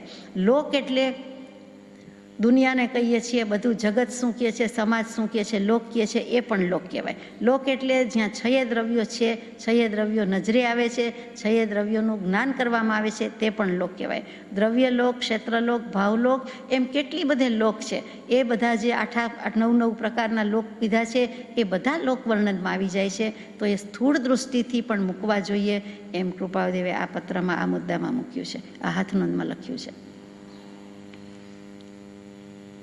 લુક એટલે જ જોવું છે, આત્મા પ્રત્યે જોવાનું છે, આત્માનું અવલોકન કરવાનું છે, એટલા માટે આ લોક છે. એ પુષ્પ કે પદમાં મૂકી દીધું, લોક અલોકે દેખ. એટલે કે લોક જોવાનો છે તે આ આંખથી નથી જોવાનો, દિવ્ય ચક્ષુથી, દિવ્ય નેત્રથી જોવાનો છે. આત્માનું અવલોકન આ આંખથી થવાનું નથી, જ્ઞાન દર્શન ગુણથી થવાનું છે. એમ કરીને લોક વર્ણનની વાત મૂકી. ત્યાર પછીનો 9મો મુદ્દો છે વર્તમાન કાળે આત્મસાધન ભૂમિકા. હવે આ કાળમાં શું કરવાનું? લોકવર્ણન પ્રમાણે તો કેટલાય આરા આવે, જેમ ક્ષેત્રનું વર્ણન આવે તેમ કાળનું પણ વર્ણન આવે, પણ પછી શું? તો કે વર્તમાન કાળ એટલે કે આ ભવે, આ દેહે, આ સમયે. 5મો આરો, દુષ્મકાળ, વિષમકાળ બધું બરાબર, પણ હવે શું? તો કે આત્મસાધન ભૂમિકા. હવે આ કાળમાં, આ ક્ષેત્રમાં કેટલું થઈ શકે તેમ છે. કૃપાળુદેવે ઘણી વિચારણા કરી છે કે આત્મસાધનની ભૂમિકા. આત્મસાધન ઘણું કરીને આપણે હાથનોંધમાં વિચારી ગયા કે દ્રવ્યથી શું, ક્ષેત્રથી શું, કાળથી શું અને ભાવથી શું. એ તમે ભૂમિકા વિચારો, કયા સ્ટેજમાં છો? તો કે છેવટનો નિર્ણય કરવા માટે દ્રવ્યથી હું એક છું, અસંગ છું. પછી ક્ષેત્રથી તો કે અસંખ્યાત પ્રદેશી દ્રવ્ય છું, અસંખ્યાત પ્રદેશી અવગાહના ધરાવું છું. પછી કાળથી સ્વપર્યાય પરિણામી સમયાત્મક છું, અને ભાવથી તો કે ખરેખર તો નિર્વિકલ્પ જ છું. એટલે કે મૂળ સ્વરૂપમાં વિકલ્પ નથી, એટલે મારે નિર્વિકલ્પ જ થવાનું છે. આ નિશ્ચયથી, પરમાર્થથી છેવટનું આત્મસાધન કીધું કે આવી રીતે આત્મસાધન પ્રાપ્તિ થાય. એટલે કે આ જ આત્મસાધન છે. દ્રવ્યથી શું છો, ક્ષેત્રથી શું છો, કાળથી શું છો અને ભાવથી શું છો. અને એથી પણ વિશેષ કહેવું હોય તો એ છેલ્લા નિશ્ચયની વાત આવી, આખરી અલ્ટિમેટ નિર્ણય છે. એ પહેલાં શું, એની ભૂમિકા શું? તો કે એના પહેલાંનું સ્ટેજ કે પાયરી કઈ આવે? તો કે જ્ઞાનના સાધન હોય છે કેટલાક, અંતરંગ સાધન અને બહિરંગ સાધન. એમાં મુખ્યમાં મુખ્ય સાધન તો પોતે જ છે, પોતે આત્મા છે. એટલે કૃપાળુદેવે દ્રવ્ય ક્ષેત્ર કાળ ભાવ પોતાના મૂકી દીધા. તો કે જે અવલંબન લ્યો છો, ચત્તારી શરણમ પવજ્જામી, તો કે અરિહંતે શરણમ, સિદ્ધે શરણમ, સાહુ શરણમ, કેવલી પનત્તમ ધમ્મમ શરણમ પવજ્જામી. તો કે સતદેવનું સ્વરૂપ સમજવાનું છે, સદગુરુનું સ્વરૂપ સમજવાનું છે, સદ્ધર્મનું સમજવાનું છે. તો એ સ્વરૂપ ક્યાંથી સમજે? એટલે બધો ભાર પાછો કોના પર આવ્યો? સદગુરુ તત્વ પર આવ્યો. તો કે તે આ સાધન બતાવશે, તે સાધન સુધી જવાનું છે. સહુ સાધન બંધન થયા, રહ્યો ન કોઈ ઉપાય, સત્સાધન સમજ્યો નહીં, ત્યાં બંધન શું જાય. આજ સુધી સત્સાધન આત્મસાધન સમજ્યો નથી, પણ હવે જે સદગુરુ તત્વે મારા પરમ કૃપાળુ સદગુરુદેવે જે મૂક્યું છે તે સાધનની ભૂમિકા સુધી પહોંચવાનું છે. એક પછી એક સોપાન સર કરવાના છે. ભૂમિકા, સ્ટેજીસ, અવસ્થા, એટલે ક્યાં છું અને કયું સાધન હવે કેટલું ઉપયોગી થાય. સાધન તો કૃપાળુદેવે આપી જ દીધેલા છે. હવે એ સાધનનો લક્ષ્ય કરી એનો ઉપયોગ કરી પહોંચી જવાનું છે. ત્યાર પછીનો 10મો છેલ્લો બોલ છે વિતરાગ દર્શન વ્યાખ્યાનો અનુક્રમ. તે શું? એક તો આ વિતરાગ દર્શન સંક્ષેપ એમ કરીને વિતરાગ દર્શનનું શાસ્ત્ર લખવું હોય, પુસ્તક લખવું હોય, ગ્રંથ લખવું હોય તો આ બધા મુદ્દા આપી દીધા છે. પછી એની વ્યાખ્યા શું કે સર્વજ્ઞ પ્રણિત દર્શન, જૈન દર્શન, સર્વોત્કૃષ્ટ દર્શન બધું બરાબર. તો કે આખ્યા એટલે વિશેષ આખ્યાન કરવું, વિશેષપણે વિવરણ કરવું અને એની ટીકા લખવી. અને એ તો કરવાનું છે, એની વ્યાખ્યા સહિત કરવાનું છે. અહીંયા નિર્યુક્તિ, ભાષ્ય, ટીકા, ચૂર્ણી એકેય શબ્દ ન પ્રયોજતા કૃપાળુદેવે વ્યાખ્યા જ શબ્દ લખ્યો કે વિશેષપણે આ આત્માની મર્યાદામાં, સ્વરૂપ સ્વભાવની મર્યાદા મરીને બધી બાજુથી. અને પછી ખ્યા એટલે કીર્તિ કરવું, એટલે કે પ્રસિદ્ધિ માણવું, એને પ્રકાશમાં લાવવું, એને સ્પષ્ટીકરણ કરવું, જાહેરમાં મૂકવું, ચોમેર ફેલાવવું, ચારે દિશામાં, દસે દિશામાં મૂકવું, તે વ્યાખ્યા છે. એટલે કે વિશેષ પ્રકારે આ ખ્યા એટલે કહેવું પણ ખરું અને સાબિત કરવું, સાબિત કર્યું હોય તો જ કહી શકે, અને પછી પ્રસિદ્ધ કરવું, પ્રકાશ કરવો. એનો અનુક્રમ એ આપણને સમજાતું નથી કે અનુક્રમ એટલે શું. તો કે ક્રમ, અનુક્રમ, પરિપાટી, એની પ્રણાલી શું છે. તો કે વિતરાગ દર્શન વ્યાખ્યા આ રીતે મુકાઈ જાય એનો અનુક્રમ. પછી એનો અનુક્રમ નીચે આવે છે તો એ હવે વિચારીશું, નહીં તો એમના મનમાં, હૃદયમાં રહ્યો તો તેમ હશે, પરંતુ તેનો અનુક્રમ વિચારવાનો છે. અહીંયા આ વસ્તુ પૂરી થઈ જાય છે. એટલે કે વિતરાગ દર્શન એ સર્વોત્કૃષ્ટ છે એમ કહીએ છીએ, એ વિવરણ છે, એની ટીકા છે, અને એનો અનુક્રમ કે ટીકામાં પણ અનુક્રમ જે આગળ મૂક્યો છે એ છે, આ 9 મુદ્દા મૂક્યા છે તે, અને આ 10મો અનુક્રમ પૂરો થાય છે એમ કહેવું હોય એમ પણ બને. જે રીતે મૂક્યું છે તે રીતે એમ સમજાય. 10 મુદ્દા છે, એમાં 1 થી 9 મુદ્દા એ ક્રમસર જણાવી દીધા, અને 10મો કહી દીધો કે this is what it is, કે આ અમારે વિતરાગ દર્શનની વ્યાખ્યા કેવી હતી એનો અનુક્રમ મૂક્યો હતો. એટલે કે ઇતિ સિદ્ધમ, અહીંયા આ વસ્તુ પૂરી થાય છે. એટલે કન્ક્લુડિંગ નોટ તરીકે મૂક્યું હોય એમ વધારે સમજાય છે, પણ અનુક્રમ એટલે પરિપાટી. વિતરાગ વાણી વિના અવર ન કોઈ ઉપાય, મંત્ર તંત્ર ઔષધ નહીં, જેથી પાપ પલાય. એમ વિતરાગ દર્શનનું મહાત્મ્ય ગાયું છે. જીન વાણીનું ગાયું છે, વિતરાગ વાણીનું ગાયું છે. અંતમાં લૌકિક લાભ તજી, શાશ્વત સુખ ચહી, સુદૃષ્ટિ વિચારોજી, સદગુરુ યોગે સત્શ્રુત શીખી, સત્શીલ શાંતિ ધારોજી. રાજ સમરતું, રાજ હૃદયમાં રાખીને, માથા ઉપર મરણ ભમે છે, કાળ રહ્યો છે તાકીને. સજાત્મ સ્વરૂપ પરમ ગુરુ.